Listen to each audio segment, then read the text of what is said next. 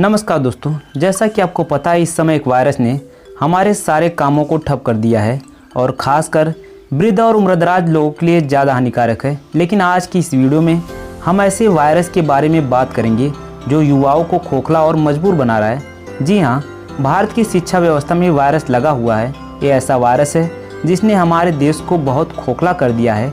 ये वायरस हमारे देश को बीमार कर चुका है और देश के आत्मनिर्भर बनने की राह में सबसे बड़ी रुकावट है। हमारे यहाँ ऐसे लाखों युवा मिल जाएंगे जो उच्च शिक्षा और बड़ी बड़ी डिग्रियों के बावजूद ऐसी नौकरी करते हैं जो नौकरी उनकी डिग्री के हिसाब से नहीं होती। उदाहरण के तौर पर अगर किसी सरकारी विभाग में छोटे से छोटे पद की भी कोई वैकेंसी निकलती है तो उसमें भी बड़ी बड़ी डिग्रियों वाले युवा अप्लाई कर देते हैं। हालात यह है कि पीएचडी की पढ़ाई करने वाला युवा भी किसी सरकारी विभाग में पानी पिलाने के लिए भी तैयार हो जाता है। पिछले वर्ष गुजरात हाई कोर्ट में चपरासी जैसे पदों के लिए करीब 1200 भर्तियां आई थीं। इसके लिए 1.5 लाख से ज़्यादा आवेदन आए थे और आवेदन करने वालों में 50,000 से ज़्यादा युवा ग्रेजुएट पोस्ट ग्रेजुएट थे। आवेदन करने वालों में इंजीनियर और डॉक्टर भी थे। सिर्फ यही नहीं, करीब 450 इंजीनियर और डॉक्टर्स ने चपरासी की नौकरी स्वीकार भी कर ली। अगर ये उदाहरण आप लोगों के लिए पुराना हो गया है तो हमारे पास यूपी के 69,000 शिक्षकों का भी उदाहरण है जिसमें टॉप करने वाले कैंडिडेट को बेसिक जानकारी भी नहीं है। और जब हमने लोगों से पूछा कि सरकारी नौकरी इतनी ज़रूरी क्यों है, स्कूल भी नहीं जाना है और पढ़ना भी नहीं है लेकिन सबको सरकारी नौकरी चाहिए, तब हमें बड़ा ही परेशान करने वाला उत्तर मिला। इन लोगों का कहना था कि एक तो ये सरकारी नौकरी है और दूसरी बात कि इसमें ट्रांसफ़र भी नहीं होना है। अब सोचिए, जो युवा डिग्री के हिसाब से जज जैसे पदों पर बैठने की योग्यता रखता है वो खुशी खुशी चपरासी बनने के लिए तैयार हो गया। और इस तरह के कई मामले आपने देखे होंगे। लेकिन सवाल है, क्या ये सिर्फ नौकरी का संकट है? बिल्कुल नहीं, ये सिर्फ नौकरी का संकट नहीं है, ये क्वालिटी का संकट है, ये योग्यता का संकट है। क्योंकि सिर्फ डिग्री लेने से योग्यता नहीं आती। ये कड़वी सच्चाई है कि भारत में ज़्यादातर पढ़े लिखे युवा नौकरी करने के काबिल नहीं है। वो किसी प्रकार की परीक्षा में अपनी काबिलियत साबित नहीं कर पाते हैं।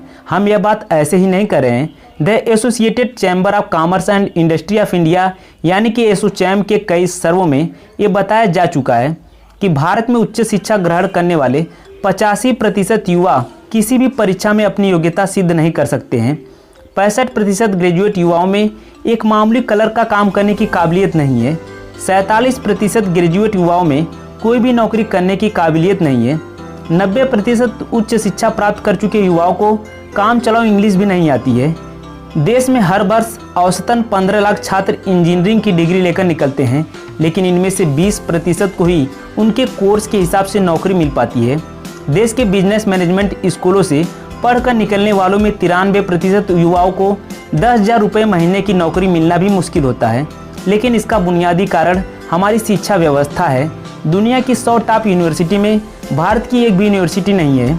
हायर सेकेंडरी लेवल पर करीब 14% शिक्षक योग्य नहीं है। प्राइमरी और जूनियर स्तर पर करीब 29% शिक्षक स्कूलों से अक्सर गायब रहते हैं। प्राइमरी और जूनियर स्तर पर 66 लाख अध्यापकों में 11 लाख अध्यापक ट्रेंड नहीं है। ग्रामीण भारत में 5वीं कक्षा के आधे छात्र दूसरी कक्षा की किताब नहीं पढ़ सकते हैं और इनमें से 70% को साधारण गणित नहीं आती। यानी कुल मिलाकर ऊपर से नीचे तक हर स्तर पर शिक्षा व्यवस्था कमजोर है। इसलिए इस शिक्षा व्यवस्था से ऐसे युवा निकल रहे हैं जिनमें योग्यता का अभाव है। इन लोगों को डिग्रियां तो मिल जाती है लेकिन योग्यता ना होने से इनको नौकरी नहीं मिल पाती और फिर ये ऐसे काम करने को मजबूर होते हैं जो काम इन्हें अपनी डिग्रियों के हिसाब से नहीं करनी चाहिए। आज हमने मनरेगा के तहत काम कर रहे ऐसे ही पढ़े लिखे युवाओं पर एक वीडियो विश्लेषण किया जिसे आज आपको जरूर देखना चाहिए। जून की तपती गर्मी वक्त सुबह के 11 बजे दिल्ली से लगभग 60 किलोमीटर दूर उत्तर प्रदेश के जुनैदपुर गाँव में कुछ युवा सड़क पर मिट्टी खोद रहे हैं। इन दिहाड़ी मजदूरों को देखकर आपको कुछ भी अजीब नहीं लग रहा होगा, लेकिन इससे आगे की कहानी हैरान और परेशान करने वाली है। क्योंकि फावड़ा चलाने वाले इन लोगों में किसी के पास बिजनेस एडमिनिस्ट्रेशन यानी बीबीए की डिग्री है तो कोई इंग्लिश में पोस्ट ग्रेजुएट है। किसी के पास बीएड की डिग्री, प्रोफेशनल कोर्सेज की डिग्री होने के बावजूद ये लोग सामान्य मजदूरों की तरह सड़क पर सिर्फ 200 रुपये की दिहाड़ी के लिए मिट्टी खोद रहे हैं। लेकिन ये कहानी देश के सिर्फ एक गाँव की नहीं है। जगह जगह पढ़े लिखे और बड़ी बड़ी डिग्रियों वाले लोग इसी तरह से मजदूरी पर मजबूर हैं। एमए और कंप्यूटर की पढ़ाई करके युवा तालाब की खुदाई कर रहे हैं। लेकिन अगर आपको लग रहा है कि देश में रोजगार का संकट अब बहुत गंभीर हो गया है या फिर कोरोना वायरस के बाद देश के ज़्यादातर पढ़े लिखे नौजवान का हाल यही होने वाला है, तो पहले एक बार पोस्ट ग्रेजुएट लोग जो आपके आसपास हैं उनकी बात सुन लीजिए, तब आपको पता चलेगा कि मनरेगा में काम करने वाले अधिकांश युवा ग्रेजुएट हैं। 2019 में आई एक रिपोर्ट के मुताबिक ग्रेजुएशन करने वाले 20 में से 11 युवा ग्रेजुएशन की योग्यता वाले किसी भी नौकरी के काबिल नहीं होते।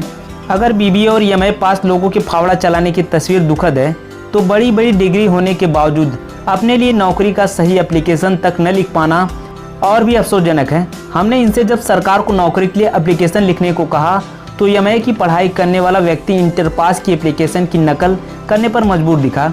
लेकिन इसमें दोष युवाओं या पढ़ लिख कर फावड़ा चलाने वालों का नहीं, बल्कि उस सिस्टम का है जिसने इन्हें कागज की डिग्री तो दे दी, लेकिन इस डिग्री में ना तो भविष्य की बुनियाद है और ना ही उस इच्छा शक्ति की झलक जिसके दम पर भारत को शक्तिशाली और आत्मनिर्भर बनाने की तैयारी हो रही है। जब तक इस तरह चिराग तले अंधेरा रहेगा, तब तक भारत के उज्जवल भविष्य का निर्माण करना मुश्किल होगा। नमस्कार।